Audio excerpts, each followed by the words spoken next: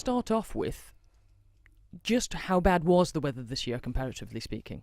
We've been working with the Met Office, and the data they've given us indicates rainfall levels in May were around 50% below average, whilst rainfall levels in June were the lowest on record since 1947. In addition to that, the Isle of Man Met Office records indicate that there were at least 33 days this summer with temperature above 20 degrees C, making it the third hottest summer on record. This puts our drought period as running from the 3rd of May right through until the 27th of July. So we know there's been a lot of talk about the weather this year and how that's impacted on farming in the Isle of Man. For a general overview, what state is agriculture in the Isle of Man in at the moment, the agricultural industry as a whole? Yeah, I think it's fair to say that agriculture is going into this autumn in not the greatest of positions. We're an industry that works with the seasons and the weather, and over the last 12 months, we've had 12 months ago, we had one of the earliest, wettest autumns. That carried on all the way through the winter period. And then we had a late, cold, wet spring as well. So all forage and fodder stocks and reserves on farms were depleted. And what ideally we would have liked is to go into a good summer to replenish the reserves on farm. But what we went into was a very, very short spring period, because we went from the cold, wet spring into a summer drought virtually straight away. The spring period was just a matter of 1 week, and that is the main growing period on farms. And so it has left crop yields and grass growths very, very low through the summer, and anybody who's used to mowing their lawns through the summer would probably thank the drought that they were only mowing their lawn once a month instead of once a week. But we as farmers rely on that grass growth to feed stock through not only the summer, but conserve it and feed it through the winter period as well. So we've just looked at the main sectors of agriculture and could quickly get together estimated losses of income in the region of £8 million. So that's in lost production. So yeah, the effect on agriculture has been quite good, and some of those aspects won't work their way through the system until we get through to next spring, and hopefully good grass growth and good weather then. Because we have had talk about the long-term impact of this. I mean, if you break it down sector by sector, what has been affected? For anybody who doesn't necessarily know farming inside out, Yep. what impact does sort of low levels of grass growth and crops not progressing in the right way have on the animals, on food production itself? Yeah, well, for example, if you take the dairy industry, it is very reliant on that spring, summer grass growth. It's the best time of year to be growing high quality grass, which is needed to produce milk, and also needed to produce the silage that's required to feed the dairy herd for the following winter. And with the conditions that Brian's been mentioning, it had a massive impact on that. So for dairy farmers, it's been a double whammy of higher costs for feed, purchase feed to try and rebalance the diet because the grass hasn't been available. And then, of course, what are they going to do going forward into the winter, and how are they going to get through the winter? If you're looking at the costs on an average dairy farm on the Isle of Man, it's probably working around about 2 to 2.5 pence a litre. And to put that into context, for the average farm on the Isle of Man, the average dairy farm, which is probably around about 100 cows, which is about half of what the average size of a dairy farm is in the UK. So, and on top of that every penny, you're looking at around about £10,000 to £15,000 drop in income. So a 2 to 2.5 pence extra cost is a big hit on what is a small business. And we put that into context of the the financial support that the Minister is looking to give. If that works out at sort of a £3,000 or £4,000 potential payment to a farm, then obviously the idea that somehow this payment is going to protect loss of profits is quite clear that it isn't doing that. That's not what it's about. But it's about just helping those farmers sort of be there, get through this really difficult winter, and be there for next year, ready hopefully to sort of draw a line and start again. And that's what's really important.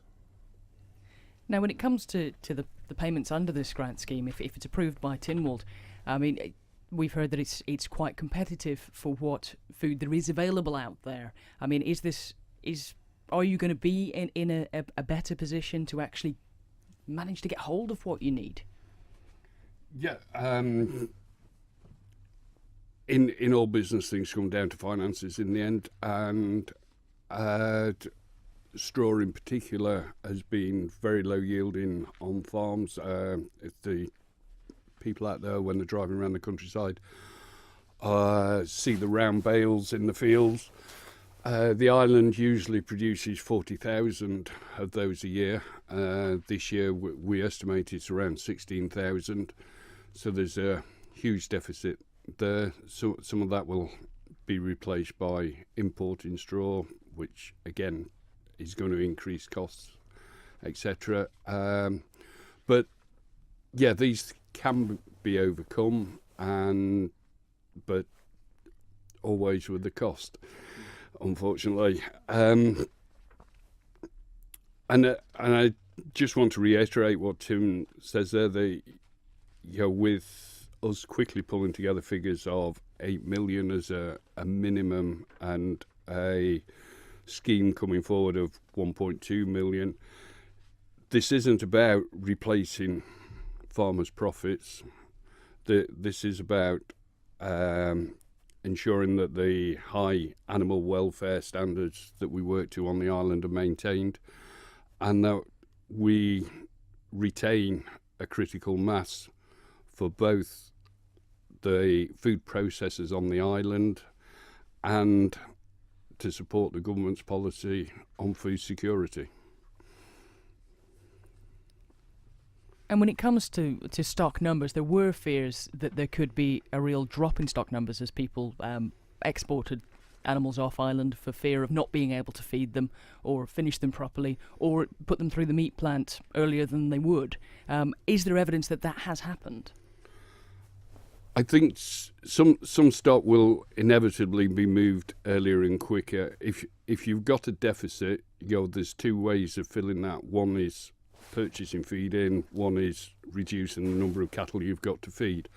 So the balance will be a little bit in the middle, so to speak. Which, with this drought aid policy, that middle bit we're just talking about, that balance will be higher and more animals retained on the island. And when we spoke earlier in the year, before the rain we've had over the past few weeks actually came, you said if the rain did come at a certain time, there could still be the chance for some farmers to grow the quicker growing crops. Have some farmers been able to do that? I mean, did the rain come at the right time for that? The autumn has been quite kind, to be fair, and farmers have gone out, put fertilisers on, again an extra cost, to try to encourage grass growth so there's more forage to conserve for the winter. And some of these green crops that you just talked about have been sown and have been sown in greater quantities than normal, so again another cost. But those will all help to retain animals on the island, but the major part of the damage has already been done in the summer, and so it's all a matter of percentages of damage, and that's just reducing the damage. As farmers, as agriculture, we work in annual cycles. We're now sowing crops that will be harvested August, September next year, that last year's crops is done and dusted. There's nothing we can do to alter the results achieved with those crops. Now, as you said, you had a fairly poor winter weather-wise, not much of a spring, and then a very, very dry summer. We don't know whether it's a one-off or not. We don't know how often this sort of weather is going to occur. Is the farming industry taking steps to mitigate for that in case it becomes something that's more permanent? The farming industry will do what it can. As you say, we don't know whether this is going to be a more regular occurrence, whether it's global warming, climate change, or whether it's just a one-off. It is, this year hasn't just affected the Isle of Man, it's affected the whole of Northern Europe, and just about every country in Europe is supplying some sort of drought aid relief in one form or another to the agricultural industry. If it carries on, if it becomes a more regular appearance, unfortunately, if production is lower, demand stays at the same. Supply and demand dictates that the price of food will have to rise, and all the Western world work on a cheap food policy. And there's recently been figures issued by the BBC on research they've done, whereas a percentage of average incomes, 8% is currently spent on the Isle of Man on food. If you go back to the 1960s, 70s, that figure was around 40% of an average wage was spent on food. So in many ways, agriculture should be congratulated on achieving those figures and still working in that environment. And that is brought around because of the government support that goes to agriculture in all countries in the Western world. If that support wasn't there, and there is many a farmer who would work without the support and much prefer to receive a realistic price for their produce, but it would, as a guess, double the price of food. So there is a balance and a choice. Most of the government support that comes into agriculture just passes through the farm accounts and ends up as cheaper food on the supermarket shelf. It's not necessarily about just paying farmers to do nothing. And that's why we support, with this drought aid, we support the way it's proposed to be paid, which is targeting the active farmer so that it's going to the right people for the right reasons. Because that has been a bone of contention in the past, where under the Countryside Care Scheme, some of the payments were given and there wasn't necessarily the evidence that money was being used for farming or food production in any way. Yeah, and unfortunately we were stuck with that a little bit because it was a Manx interpretation of an EU policy, and to keep free trade going with EU or UK, to be more specific, we had to be in line with what the EU policy was. Going forward, post-Brexit, we will have a little bit more flexibility in forming a Manx agricultural scheme for the Manx industry, rather than having to work under the guidelines of a European scheme. So that's where we are at the moment with our Department of Agriculture. We're starting to discuss this, and we're coming to the end of our original 10-year scheme that we agreed. And although that was an agreed 10-year scheme, during that period there's been a minimum of 23% cuts within the scheme. So we of course believe that the industry's underfunded now compared to our counterparts. But we're looking going forward at targeting more towards the active farmer and looking at helping and encouraging efficiencies and technology advances so that farms can remain competitive in the future going. So overall, if the weather returns to relative normality, I suppose, going back to beyond the previous winter, how long will it take for things to stabilise on the Isle of Man, for things to get back to normal, if there is a normal within farming in the Isle of Man? If there is a normal, it varies every year. As you say, an industry working with the seasons vary and change, so fortunes fluctuate partly with that.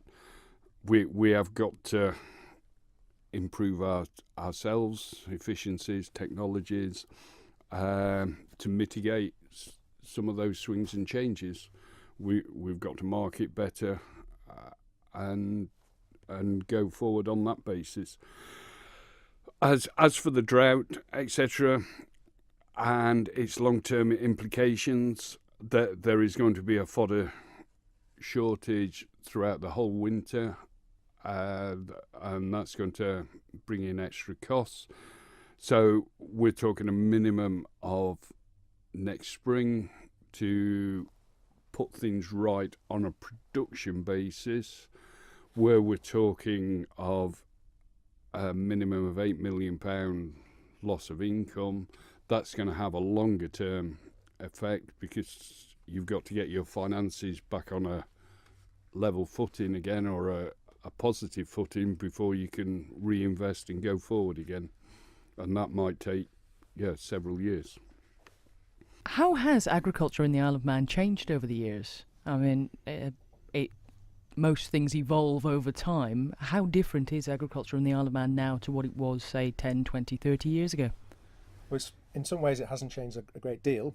In other ways there has been change. If we look at the dairy industry again, today there's about 32, 33 dairy producers on the island. 20 years ago there were 100 or so. But we haven't seen the equal drop in milk production, because we've seen some consolidation and larger herds, but within the context of the limitations of the island, and that's something that's really important. That for Manx agriculture, we are working within the infrastructure we've got, and if we look at the landscape we have today and look at the patchwork of fields and hedgerows, that really hasn't changed in centuries, and that's something that is a great bonus for the island and is seen as very, very important. But of course it also means for farming it brings in built-in inefficiencies that in larger nations maybe haven't got the same issues. So to a certain extent there's been a lot of work done, but within those confines. So ultimately that is always going to be the limiting factor for Manx agriculture. So there's always going to be those higher costs on island, the lack of economies of scale, and I think that's why we've always said this, that needs to be reflected really in how farming is perceived on the island, and also in other areas, for example in the UK, where there are other opportunities within the farming industry to diversify. Green energy is a big example in the UK, where farming has actually really been able to sort of thrive within that industry and bring alternative income streams into the farm. We don't have those opportunities on the island. The way the structures are, there is not that opportunity there. So we are often farming with a little bit with a hand tied behind our backs in some ways, and I think that's it's important to reflect on that. And I mean, something the minister alluded to in his interview on the fact that if it wasn't for the support that's there, there's very little profitability in Manx agriculture because of some of those issues. So, and that needs to be remembered. That's important. And the minister also mentioned that farmers are essentially the guardians or the custodians of the countryside to a large extent as well. I mean, how much of your time and energy goes into land management, if you like? Well, yeah. I mean, again, these are the hidden costs that farmers bear. That there's no return, but that is part of the, I suppose, the of what we do really is that the offshoot of our agriculture is we maintain thousands of kilometres of hedgerows, and the island looks like it does.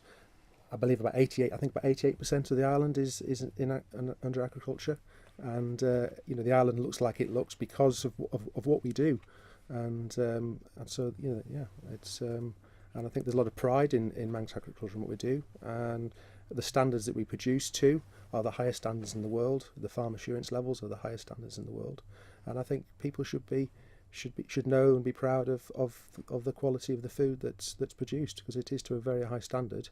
And as we all know, farmers, they do work the hours that a lot of people wouldn't even think about doing. So, yeah. Brian mentioned that people now spend a far lower percentage of their income on food. Are people willing to spend more? I mean, do you get the feeling that people have an appetite for more local produce, and they want to know the provenance of what they're buying, or is it a case of cheap supermarket imports? Yeah, I think there is a change happening. The Food and Drink Festival is just at its 10th anniversary. That started from small, humble beginnings. I thought this year it was very vibrant, very well supported, and a lot of interest in what was happening and being supplied, by the Manx food industry. There's more artisan products being produced. We as agriculture have expanded the range and of products that we're producing, and I think that's been taken on board by the general public and appreciated in many cases. Now, those changes, are they down to a natural evolution of what people want and how the food and farming industry in the Isle of Man has evolved, or is it more out of necessity? Is it, I suppose, diversification to give people choice, or is it diversification because farmers just can't survive on the traditional means? Yeah, it's a little bit of both. The farmers can diversify, but you've still got to have customer demand, else there's no end product out of the diversification. The consumer is better educated, they're more aware of where their food's coming from, and the animal welfare or crop growing standards, which Tim just mentioned, are very, very high in Europe and including the Isle of Man in that. So the public are taking more interest in where their food comes from, and combining that with DEFRA's Food Matters strategy that has helped us supply a wider range of quality products to the consumer. That's an interesting point. How much attention do farmers and the farming industry and the Manx National Farmers Union pay to things like food strategies? We see almost a new strategy every day from government. I mean, are they something that the industry actually takes to heart and is involved in? The industry, we can't just go out there and farm and expect people to purchase our products. We have got to produce a quality and a range of products that the consumer, the buyer, wants to purchase. So yes, we've got to be very aware of marketing and trends and change our production to suit. I think that's one of the big changes we've seen with the change in agricultural support. Is actually it is about producing what is required, and the old system of producing, having a subsidy for a general subsidy basically is gone, and it is about managing the land, and it's about quality and actually producing what the market requires. But sometimes there is a bit of a mismatch between what people expect of the farming community and then what they then expect to pay at the supermarket. And I think supermarkets have been done a very good job of exploiting the whole process really over the decades, and are very good at what they do, and produce and people there and do demand cheap food, but there has to be an understanding that there's a cost to that, and we can't constantly go towards the lowest common denominator all the time, and there needs to be an understanding that farmers do need to have a return to reinvest to be there in the future. So there is a balance at the end of the day, and I think, as Brian said, the idea that really over the last 50 years we've seen food costs halve in real terms, which is a positive for us as consumers, but that's a big challenge for farmers. So and some of that is slightly changing and reversing as the consumer becomes more aware. And just for one example, the Isle of Man Creamery are exporting cheese to an American market based on the fact that the cows on the Isle of Man actually go outside, graze grass, have that freedom, free range, whereas most of the cows in America now, because of the drive for the low cost, low cheap food, they're kept in huge numbers and never go out the shed. All the food is brought to them, and they spend their whole life indoors. And there is a percentage in the American market that are now aware of that, and that's opened the door for the creamery to export cheese into that market. It's really about capitalising on that Manx brand and selling it as something unique. Yeah, and the other unique bit we've got, which ties in where Tim was talking, 88% of land is under agricultural stewardship. Back in the 60s and 70s, the UK in particular, the farmers were paid to remove hedges from fields to create bigger fields, i.e. more efficient and cheaper food. That didn't happen on the Isle of Man. We're now left with this patchwork of fields which come with extra costs in fencing, hedge trimming, etc. But it has meant that the island has achieved a UNESCO Biosphere standard. The average size of fields on the island is around 5 acres. The average size in the UK is 5 times that. So, but we have got this UNESCO Biosphere award, which no other country in its entirety has got, and that's another angle and consumer awareness of where their food is coming from and the provenance of it. Does that status hinder you in any way in what you can and cannot do in terms of farming practices? No, it is a living, breathing, developing. One of our fears when we first started talking about and applying for the Biosphere Award, that it was going to stop everything in a point of time, but it is a living, breathing, developing way forward. So technically, no, it's not stopping us doing anything, but on the reverse of that, yes, we couldn't go out there and remove all the hedgerows and turn it into big fields, else we would lose the Biosphere standard. So the answer is yes and no. but we were awarded that status because of what we've been doing for centuries and what we're doing now. It's not restricting us because it's because of what we're doing or how we've done it is the reason we got it in the first place. So that's the important thing. The important thing is not to be then putting restrictions on going forward, because that's not what it's meant to be about. It was awarded because of what we do. I think there's a huge amount of room for improvement or increase in tourism on the island. As part of my own farm diversification, we've started doing a campsite. We have bikers coming over here for the TT races, and the comment time and time again for the ones who have been here for the first time is, wow, what a beautiful island. How come I've never known about this before? And I don't think we're very good at promoting what we have here. And you look just across the water to the Lake District, that is full of people. They complain they have too many tourists, they're wearing all the footpaths out, etc. And with a bit more promotion, etc., those people would get the same or a better experience on the Isle of Man than they would do in the Lake District. So I think there's huge potential there.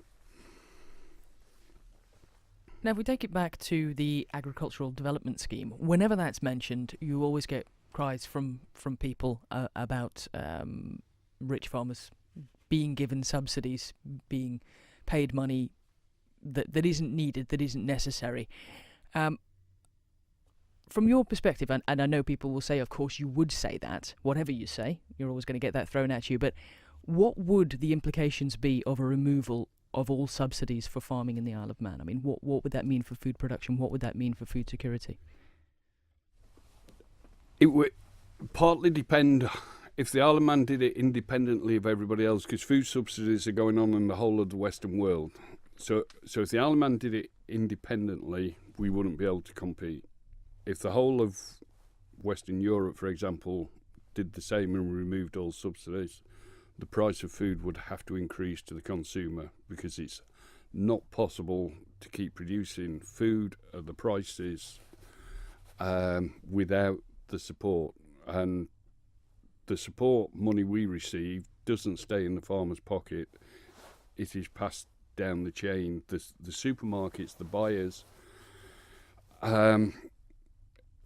If, to say an example, there was a government scheme that put an extra £50 a head on beef animals, you can rest assured that within 2 weeks the supermarkets will be paying £50 a head less for beef animals, because they know that money's coming in from the government to the farm, and they know what level they have to pay just to keep the production going. So actually, if it was a level playing field and farming subsidies were withdrawn not only in the Isle of Man but further afield as well, it would possibly even itself out, but it would need to be a concerted effort by all concerned. Yes, most definitely. We couldn't do it unilaterally, if we did do it unilaterally, and then people will say, as you correctly said, that money going to farmers that don't need it, etc., etc. But if we stopped paying that and farming stopped on the island, and we've got a boat sailing, we could import all food. How long into the future would you have cheap food if they knew there was none being produced on the island? To make a competitive market, if it was all coming on the boat, how long before food prices start to rise? And there's absolutely nothing we can do about that then. And the effect on the environment that we've talked about with the biosphere, etc., as well. So there's lots of benefits, and keeping the island self-sufficient or food security to the island is a very important factor. We can't be held hostage to all imported food. As Brian mentioned earlier, I mean, we spend about 8% on the island on food. It's one of the cheapest places in the world for a percentage of our income, and I think we spend about twice as much as that every month on leisure and activities. So, if we said earlier that we've seen a sort of halving of real term cost of food, we can imagine the impact it would have on people's monthly incomes if food was at its true cost.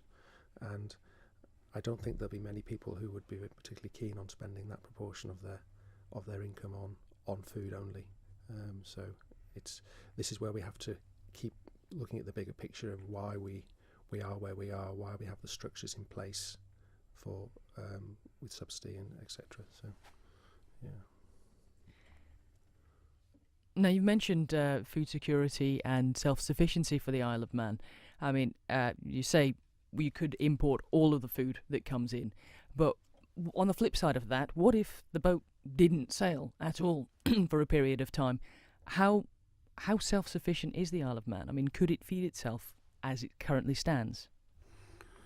The Isle of Man could feed itself. It would require a very big change in diets of the Isle of Man residents.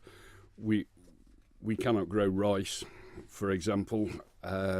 So yes, we can grow potatoes, we can grow cabbages, beef, lamb, bread, etc.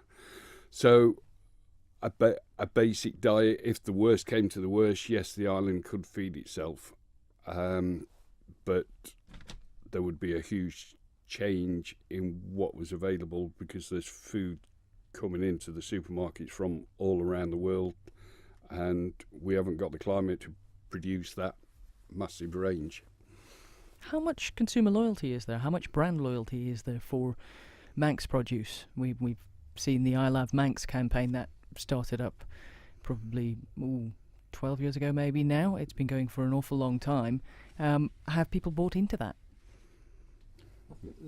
We're lucky in that there's a good percentage on the island who are very loyal to Manx produce, but ultimately a lot of people they buy on price, and therefore if they've got limited budgets, then that's understandable.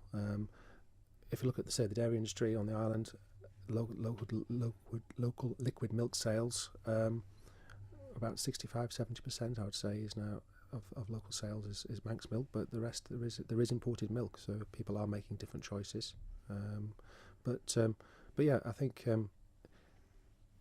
we have to do a job of always of explaining to people what we do, why we do it, and the standards that we produce to, and through that, and through the likes of the Food and Drink Festival, etc., getting out there, being seen, and explaining what we do.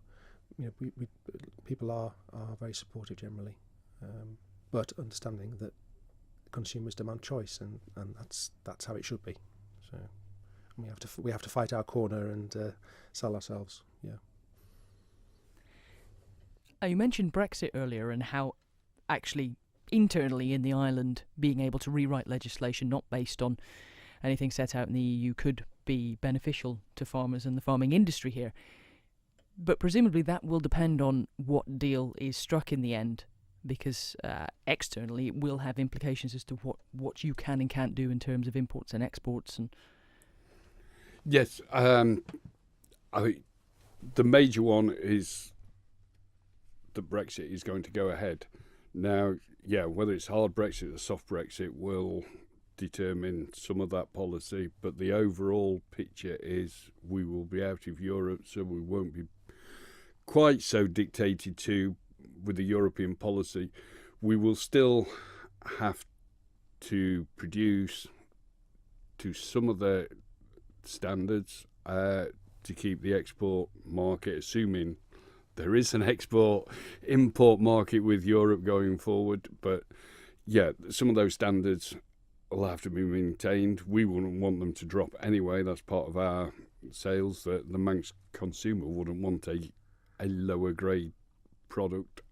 So, but the big picture is Brexit is looming in whatever form. So we will be outside of the European net as such.